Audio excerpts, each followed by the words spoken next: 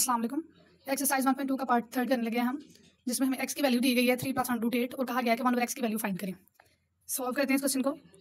1/x, जैसा कि हमें पता है x = 3.8, तो इधर आ जाएगा 1/x की वैल्यू क्या है हमारे पास 3.√8 3.√8 है हमारे पास। तो हमें पता है जब ऐसे अंडर रूट में वैल्यू सबसे पहले हमने इसको रैशनलाइज करना होता है। रैशनलाइज करने के लिए आ जाएगा हमारे पास 3 - √8/3 - √8।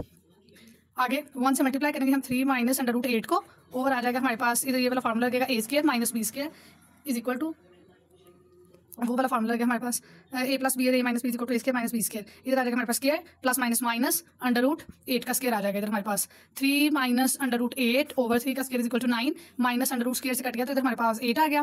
अब देखिए जरा 3 - √8, 9 में से 8 माइनस करेंगे तो 1 आ जाएगा हमारे पास। तो 1/x is equal to 3 - √8 over के नीचे जो 1 होता है उसकी कोई वैल्यू नहीं होती।